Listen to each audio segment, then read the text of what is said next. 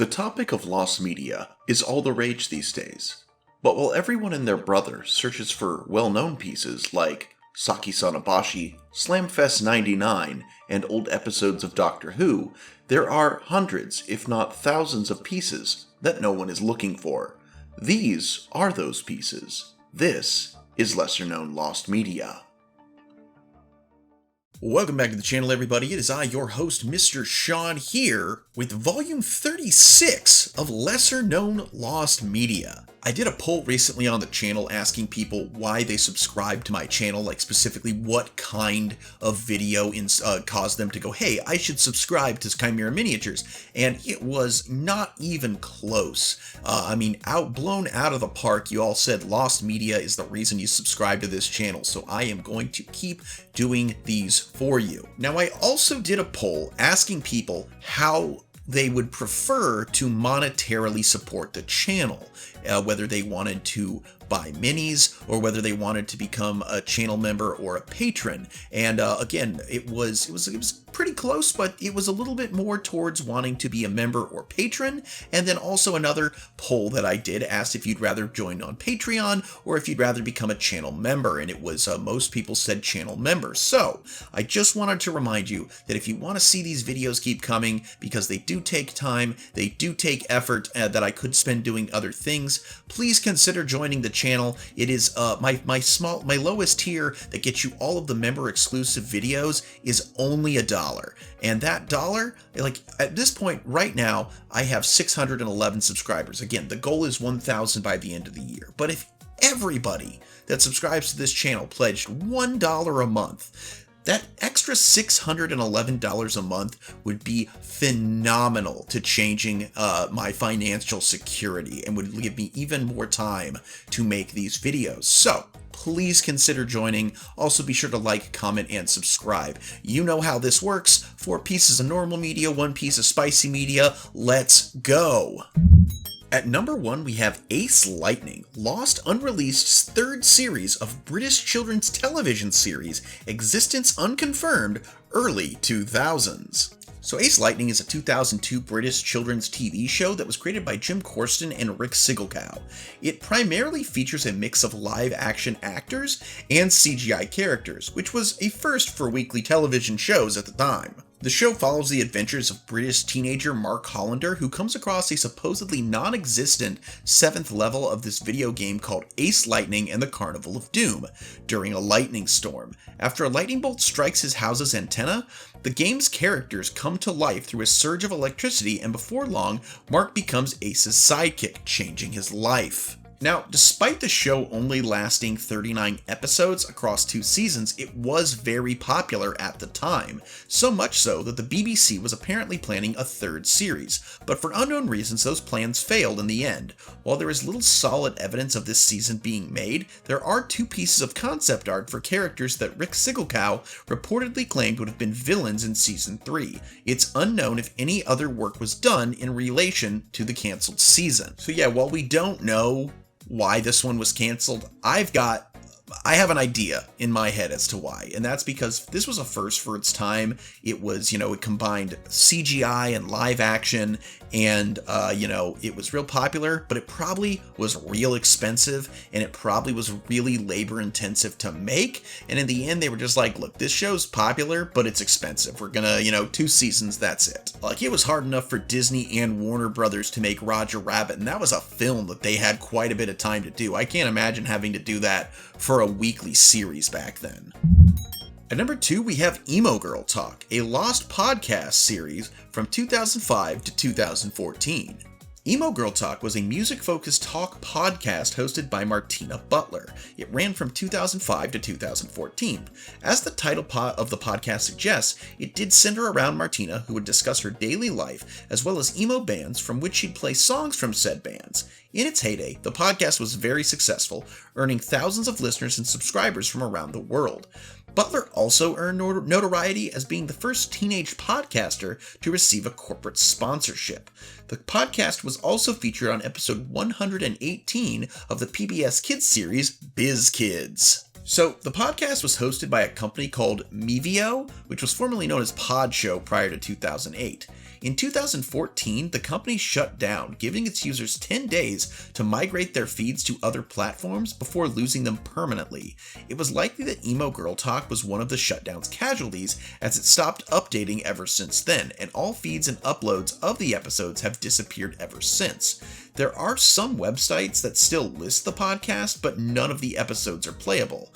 As of December 2019, there are still no known archives of the podcast episodes. So the first time I ever heard the term emo was actually in 2006 when I was a senior in high school.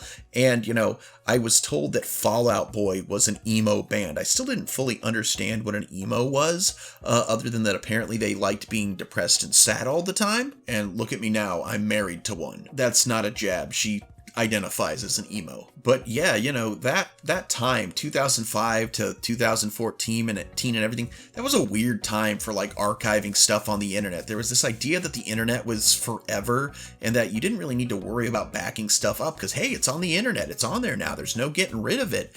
But I mean, I remember back in like 2006, 2007, I would make like music videos on YouTube using songs and clips from video games or cartoons or whatnot or horror movies and put it all together.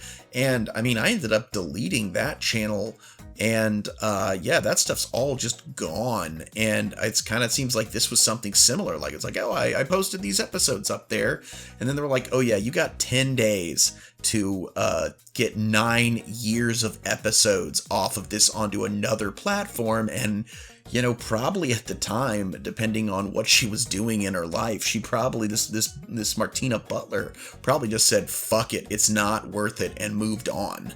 And I'm sure there's people that wish they could go back and listen, but I mean, it would probably seem a little dated now.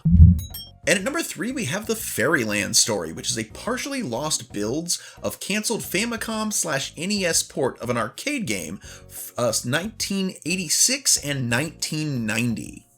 So the Fairyland Story is an arcade platformer developed and released by Taito in 1985. A port for Family Computer was developed for release in Japan in 1986 but was cancelled. The only current confirmation of this Famicom version featured in a magazine in Family Computer magazine of March 1986. It was planned to be released in the US in 1990 by Hot B USA. So the existence of a prototype ROM for this game was first confirmed on December 12th of 2010, when company owner and video game and film columnist Junk Hunter Yoshida, that's a name, tweeted that he had found a large number of prototype ROMs in unfinished condition in one warehouse in Ibina about 8 years ago.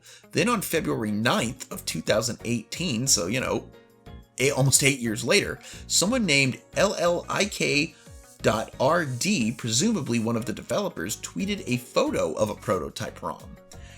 When the International Nintendo Archive leak, aka the Giga Leak, occurred in 2020 and 2021, among the leaks was a Nintendo lot check spreadsheet. Within that lot checklist, we found that the Fairy Tale Story title was present and that Hot B USA submitted the completed ROM to Nintendo in January of 1990. The Fairyland Story by Hot B USA earned Nintendo an internal rating of 16 out of 40, the worst rating it has ever given. Presumably, this evaluation caused Hot B USA to cancel the release of this game. Now, as to the availability, around May of 2022, a prototype of this game was accidentally mixed in among a lot of 126 Famicom cartridges sold on eBay for approximately $50. Fenris Wolf Retro purchased them and was able to release them by Forest of Illusion on June 18th. The Fairyland Story by Hot B USA uses CM-ROM with 48 kilobyte PRG according to LotCheck. The released Japanese prototype is 24 kilobytes and uses NROM, indicating that the US version is twice the size of the Japanese version and may be a fleshed out version of the Japanese one. Currently, this US prototype has not yet been located. I like this one mainly for the fact that there's usually so many reasons why there's usually like a multitude of different reasons why a video game doesn't get released, but this one, I mean, the biggest, most likely one from the information we have is that this port was just hot garbage. And, I don't think I'm going to run out and try and play this one, but apparently there is a ROM if you want to. At number 4, we have Easya, lost unreleased R-rated cut of teen comedy film from 2010. So Easya is a teen comedy film originally released on September 17th of 2010 in the United States. While the film was in production, the original script contained much more coarse language than what ended up being in the final film, including 47 uses of the word fuck and cruder sexual language terms throughout. The director shot R-rated and PG-13 rated versions of many scenes, as it was uncertain at one point during production what route/audience the film would be aimed at. However, the distributor Screen Gems decided that a PG-13 rating would be the most beneficial for the film. Therefore, the tamer cuts were used, and the final version of the film was rated PG-13 for mature thematic elements involving teen sexuality, language, and some drug materials. Unlike other cases such as The Ghost Rider, where the uncensored version of a film has been released internationally in territories where language doesn't so heavily affect the age rating, the same cut of Easya was released worldwide. No unrated home video version was offered, likely due to the main demographic of the film being teenagers. Therefore, the R-rated, more profane version of the film has never been publicly seen. Now again, this one I find very interesting because I was very surprised that a film that's all about a girl pretending to be a slut, letting in exchange for money, letting boys say that they'd had sex with her, I was amazed that ever got the green light to not be an R-rated film. Like, the rating didn't affect my ability to see it because in 2010 I was already in my 20s, but it just seemed like a film with that plot where it's like, yeah, you give me a gift card, and based on the gift card, I'll control the narrative, and I'll say what you can tell the other guys you did to me, even though it's like, there's that comedy element of, well, if all the other guys are saying they've done stuff, everyone kind of would have to know that it's not true, because if they had that deal with her, then of course the other guys must have a similar deal, but their pride won't let them say it. But again, that just seems to lend itself to an R rating rather than the PG-13 that it ended up with. The film that we got definitely feels like one that the director did not put nearly as much effort in, because in his mind this was an R-rated film, and I kind of feel that the R-rated version probably would be a lot better than this film ended up being, because that's just, in my mind, that's more the tone it should have taken.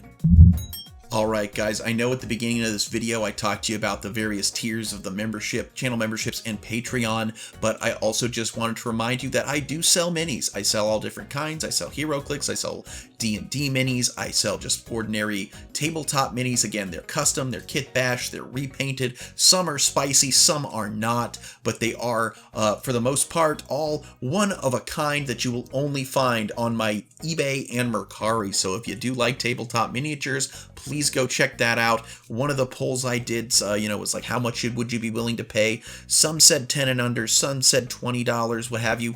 Most of my miniatures range in between $25 and under $10. So there's something for everybody. And if you want to buy more than one, shoot me an offer. I will combine shipping and I will cut you a great deal. And with that being said, let's get to today's spicy piece. Alright guys, at number 5 we have Uncle Walt, a lost unauthorized Disney short film from 1964. Uncle Walt is a short 1964 cartoon by then student Robert Swarth as part of the UCLA Animation Workshop.